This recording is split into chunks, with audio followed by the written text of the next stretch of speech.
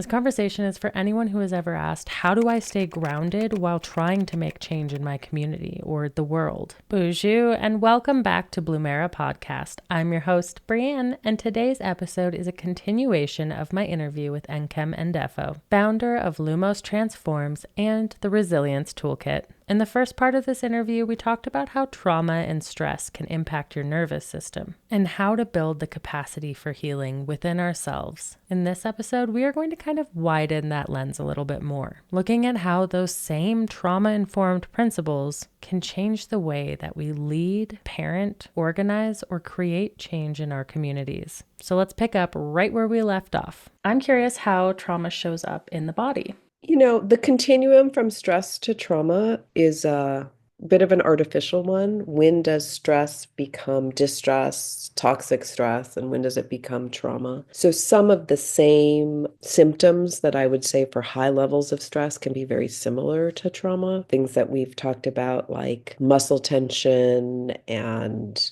again, pressured thinking, and the difference between acute trauma and chronic trauma, old trauma, they're all going to have their own flavor. What I would add is that trauma, there's an overfocus on the nervous system in the trauma world. The body is a system of systems. The immune system is deeply impacted by trauma. The endocrine or hormones are impacted by trauma. Our gut is impacted by trauma. And so we have to look at like the whole body so we can see changes in our genes, the gene expression. I just read an article, new study came out about Syrian refugees, 3 generations, seeing the changes in the gene expression. So that means the proteins that your genes make are different and how your body responds to stress is different. So my answer is trauma is a whole body. The whole body experience and spirit. Yeah, I completely agree and appreciate you bringing that up. After I have complex post-traumatic stress disorder and I have autoimmune issues, I have gut issues, I have all the issues. And I always tried to find a separate reason, and it always came back to the stress and the trauma. I also have complex illness, and some years ago, I was seen at the Center for Complex Diseases. And the doctor there took a 3-hour history from, at that point, I'm in my 40s, like my entire life, and said that every single one of her patients has significant childhood trauma because it has a profound effect. These are her words, profound effect on the functioning of the immune system. And so this is why I just want to highlight there are many people who think you can heal trauma by just getting it out. Like you could just cry out the tears, you could rage out the rage, you can have a breath circle, you can tell the story. All this attitude of I can just get it out of my body. When you understand that it changes the function and often structure of the way our bodies work, there is no getting it out. There is only repatterning. So the longing for the magic elixir or practice that's just going to heal me, I have a lot of compassion for us who have that longing. And I also think it's irresponsible of trauma healing professionals to be offering these like magic cures. Instead, it is a slog. It's a slog, but it works. If you do good stabilization, you do really good body-based work, and it doesn't have to break the bank. There's ways to do it in groups. There's ways to do some self-work. There's, peer work. It just takes time to repattern. 2 things immediately came to mind. The first one is how important it is to find a trauma-informed practitioner if you are going through those things. I have cyclical vomiting syndrome, which can be treated very much as like allergies or many other non-trauma related issues. And I'm really grateful I found a physician who looked at my trauma and immediately knew my nervous system was dysregulated, and all of the changes that came from that was triggering these episodes. And I went from having like 36-hour long episodes of nonstop throwing up to 3 hours because I was able to take a medication that helped my body calm down, and it was game changer. But what you're saying, though, is, with cyclical vomiting that is often an intersection of both immune and trauma, right? So it's neuroimmune. And so if you only treat the trauma side, you won't get better. If you only treat the immune side, you won't get better. It has to be both. Absolutely. I'm impressed that you know that too.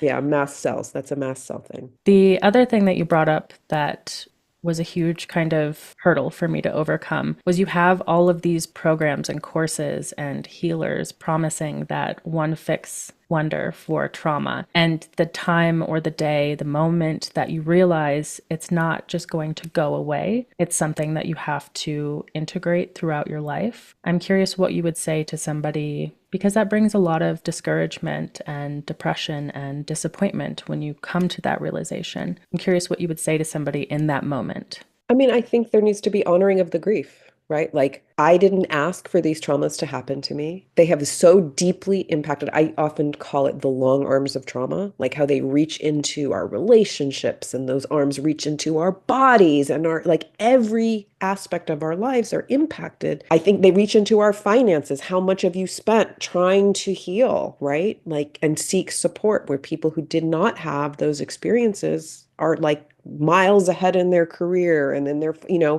so there's a lot of anger and resentment and grief. Oh, and it's just not fair. And I think that first off just needs to be validated and validate the longing for the cure, not to dismiss it, just validate. Of course you'd want that.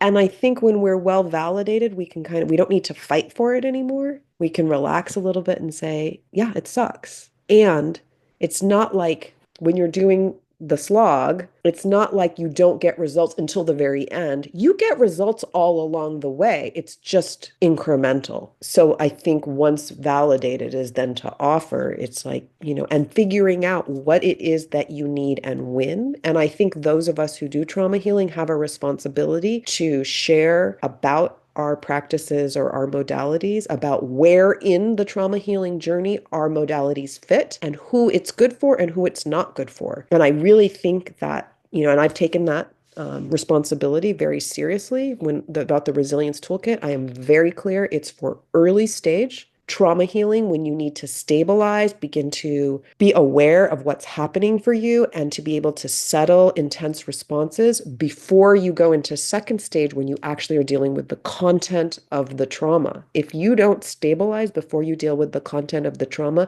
it will make you worse. And so the toolkit is not for really second stage work, although we're doing a little research because we think it might be early second stage work, but I don't like to advertise that because we can only say with research for sure that it's first stage. And you're definitely going to need something else. But the skills that you get in the toolkit of stabilizing are necessary all the way through. And I just wish more folks would say that because there's so many good modalities. But if you're trying to say they're good for everybody and then someone tries and it's not, it's like it causes harm. Absolutely does. I can, the thoughts of what's wrong with me, why doesn't it work for me, or I'm too damaged, too broken for this, when really it's just you need something else. Kind of like when you were talking about the practices that you use, how breathing might not work for somebody, but other practices will work. It doesn't mean there's something wrong with you. It just means you need something different. So I know you've mentioned along the way a lot of different approaches to trauma healing: emotional, physical, cognitive, relational. I'd love to hear your take on those who are working on healing maybe emotionally and cognitively, like through therapy, but not physically. How can that impact their overall trauma healing? I say it's going to take longer. It's going to be harder because typically trauma responses are body first, emotion second, thoughts last. So our thoughts will become distorted, especially if it's childhood trauma. It's not to say that we never need to do cognitive work, but to me, it's like, I don't know, we're being hijacked by responses in our body and we're trying to control the mind. It's ineffective. It's like there's this constant driver, right? That's making things so intense and you're trying to change it at the very, very tippy top when this thing is just welling up. Why not go to the source? And if you can calm down the source, it's so much easier to shift the thinking. It's so much easier to and sometimes they just shift on their own. And it's also cheaper. Like if you do the stabilization work, you can do it in groups, you can do it independently because you're not dealing in the rough content and things start to get calm and actually a little boring, which is good, right? It's not like the excitement of all the dysregulation stuff. And then when you enter into talk therapy, you know how to regulate. So you're actually going to move through the emotions and you're going to move through the cognitive work much faster. So I think people don't want to go to the body, one, for some of the things we talked about, or you mentioned earlier about how the culture is, mind over matter, you can will your thing self through a fear of working in the body. This is why it needs to be trauma informed to prioritize safety, the slow building of trust. I remember years ago, I also have complex trauma, is, being told ground. And I was like, what are they talking about? Like, I didn't even know. And then when I'm like, oh, you're supposed to be in your body, and I would like try to meditate or do things, I'm like, this is horrible. Like, who would want to be here? Like, and I would just be like, get me out of here, like straight dissociate, because there really wasn't a pathway through for somebody like me with complex trauma, somebody like me who's super dissociative, someone like me who has also complex health issues, like a safe way for me to partner with my body and to enter in choice that would didn't exist. Like so many places would be like, close your eyes, breathe, count to the. I'm like, no. So I kind of made what I needed, basically. The toolkit is what I needed. And apparently other people do too. I know I did. I felt like with cognitive therapy, emotional therapy, I would intellectualize everything. And I was so disconnected from my body that once I started somatic therapy, I had the same experience. They were like, well, what does this feel like? I'm like, I don't know. Nothing. Like I was so disconnected from my body. And I know you've mentioned some small practices to connect with your body, but if you're finding yourself in that situation, maybe starting somatic therapy or just starting the journey of being aware of your body, trying to connect with it more, what are some small exercises or practices that you would recommend to begin rebuilding that connection? One is I would recommend not doing it alone. That is also a trauma response to be hyper independent and think you have to do everything yourself and you can only rely on yourself. Making sure you're working, when people say they're working with someone who's trauma informed, a big part of being trauma informed is, client-led pacing and lots of choice. Like if you're not having a lot of choice in the practices, it can replicate some traumas and it's going slow. We often say start by with what feels most comfortable. Don't go to the worst. Start with what feels most comfortable. Start to make friends with, oh, my toe doesn't hurt. Okay. Hi, welcome, toe. Right? So starting that, oh, you know what? It feels like kind of warm where my hands are touching each other. That feels kind of good. Like start there. You don't have to start with the hard stuff. I appreciate that. I'm curious what advice you would have for somebody who is seeking therapy, who has a background history of trauma, especially complex trauma. I know that when I began my therapy journey, I would just find somebody who was available during the times I was, had my insurance, and that was about the extent of it. And I've found some harmful therapy practices along the way doing that. So I'm curious what you would recommend for a trauma survivor, somebody who has trauma in their background, what to look out for in a therapist. Well, first off, I think the person needs to know where they are in their trauma healing journey because that's going to depend what kind of therapist you want. So you people need to be able to identify, are they in the first phase where they need stabilization? And they would know that because there's a lot of crisis and turbulence in their life. One of the ways to know you're in first stage is when you have a compulsive retelling of the story, like you can't stop yourself, that's a sign you need stabilization. Or you might be in second stage where you have good self-regulation skills. Things are pretty, like there's more spaciousness, right? You're not in crisis. That's when you're ready to actually address the narrative and go into the story in that second stage. So you're going to look for something different depending where you are. I think most people think they're second stage more than they are. Really, like again, most profound trauma healing typically happens when there's spaciousness to do something new and repattern something. And you can't really repattern in crisis. Usually it's just crisis response. So really like pull those apart. And so that is one of the biggest things. Know where you are so that you'll know what you're looking for. If you're second stage, you want someone who is able to do some talk therapy because you are dealing with cognitions, but who also has some grounding in body-based practice. And if you're looking for somebody for first stage, you want somebody who is really has a lot of somatic and regulation practices in terms of the United States, dialectical behavioral therapy. If you can find somebody who does DBT, while it is a cognitive behavioral therapy, it has a whole element of body-based and stabilization and resourcing. Good EMDR should have resourcing at first. However, remember EMDR is for single incident shock trauma. It is not for developmental trauma, but there is a form of EMDR called attachment focused EMDR that is for complex trauma. And so you could look for that. And that would help you with first stage. the work I do with the Resilience Toolkit is first stage, and we do it in groups, right? So you can learn it in a group and then practice with peers or in a facilitated way. So that's what I would recommend. And, really that the provider is curious with you, that the provider stops and periodically asks, how is this for you? How's the pace for you? Like really invites a lot of choice, helps you set goals a little bit. And I'm going to say there are a lot of people who have a bit of Dunning-Kruger, meaning they took a short course on trauma and are offering them up as themselves as trauma experts. We all start somewhere. At one point, I had only taken a short course. The thing is being really sure when you're looking for, so maybe it's a trauma coach or a trauma therapist. Look at their, did they just take one course? Have they been studying for a while? How long have they been practicing? Like there's. Appreciate that. I wish I had that at the beginning of my Me journey. too. Me I know, too. right?